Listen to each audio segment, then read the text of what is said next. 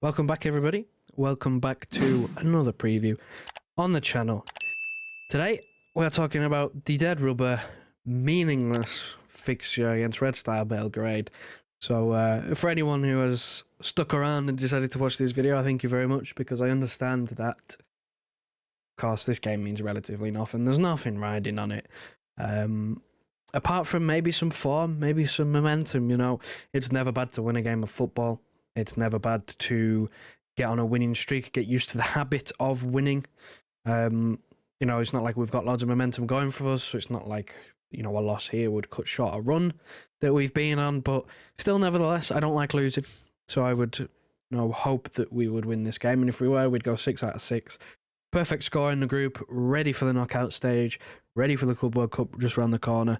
And yeah, before I get into all of that, before I get into some more deeper thoughts into this game, there's not many, but before I get into those, please, would you like the video? If you like the video, helps other people find the channel, and subscribe if you're new. Trying to reach 7k as quickly as possible, so share it around. Any help there would be massively, massively appreciated. Right. Red Star Belgrade away, of course. This being the last group game, would be the last European action until February. We've already topped the group after that mad game against Leipzig, coming back from 2-0 down at half-time. So the group is already set in stone. This game means nothing. I'm unsure as to whether this game means anything to Red Star. They may be able to get Europa League qualification. I'm not too sure on the state of the group.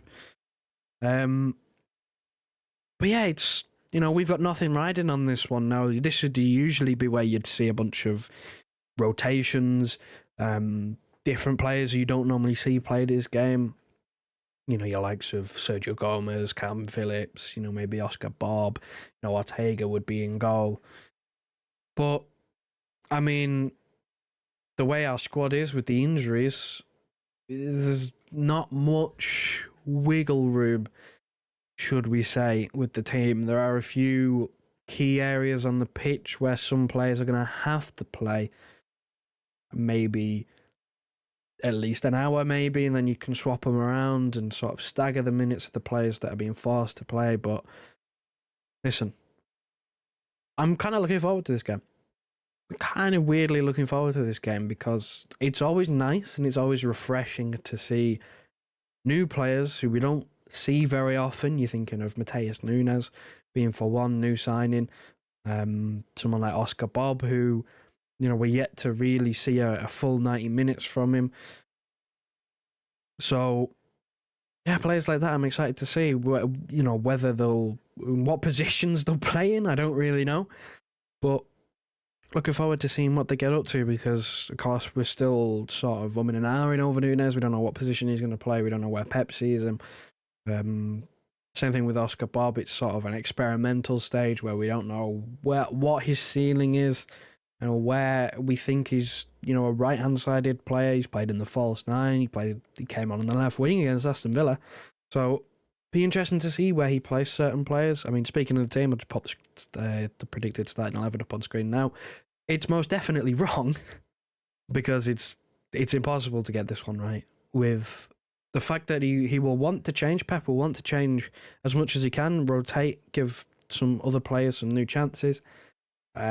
If you just look at the defence, there's not really anywhere else you could go. I mean, you don't really want to risk John Stones just back from an injury. You'd rather give him as much time as he needs. Kyle Walker's played pretty much every single game, right? Whether you think rightly or wrongly, he still played every single game. You'd imagine he'd get a break here. But yeah, I just have a gut feeling with this one that obviously Rico Lewis will play. But I've gone for him at fullback based on the midfield. I think those three are highly likely to play. You're definitely going to see two of them. But I think Rico Lewis playing as a fullback, inverting in. Akanji didn't play against Luton, or he came on very late against Luton. He didn't start, so you imagine he would be in there. And then it's just your 50-50. You pick two other defenders and muddle it all together and see what you get. I've gone for Ruben Diaz, because he seems to, you know, be the rock. He seems to be the player who Pep would most lean towards starting if he had to play one of the first teamers, and Nathan Ake has only just come back into the team against Luton, so I imagine he would also be picked there. That's my thinking behind that. The fitness on Sergio Gomez, I have no idea because he got injured and he's back, but we haven't seen him. So will he play there? I mean, Doku's out. Would he play Grealish? Who knows? Genuinely, who knows? I don't really know. This is as close as I'm going to get it. Haaland's injured, so obviously I go with Alvarez up top. I wouldn't be surprised if he pulls out a false nine. Genuinely wouldn't be surprised if he plays Oscar Bob in a false nine and, I don't know, someone like Foden on the right or Bernardo on the right, something like that.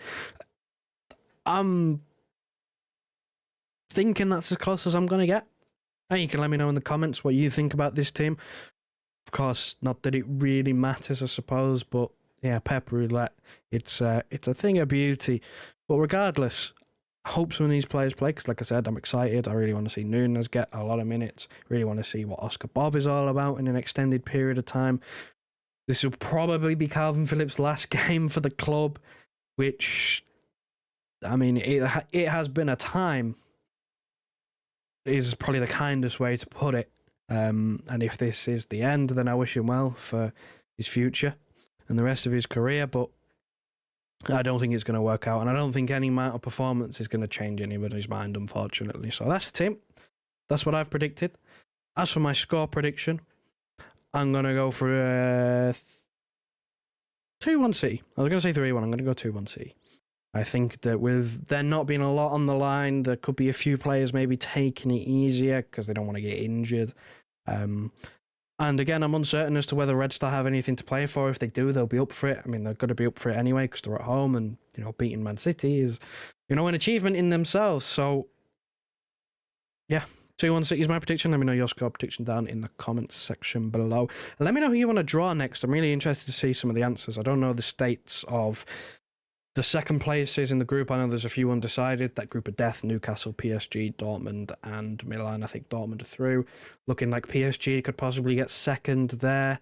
That would be my money. So would you want them? Would you want someone different? Let me know. I'm interested to see some of the answers. I'll do a reaction when the draw pops. But as for now, thank you very much for watching. If you liked the video, then leave a like on the video. It helps other people find the channel, get on the algorithm, get on the recommended section. Subscribe if you are new, trying to reach that 7k goal as quickly as possible. Share it around, tell your friends, tell your family, tell anyone who you think is going to be interested as we try and regrow this community, try and get things going again. And I'll see you post-match for a match reaction of hopefully another positive result.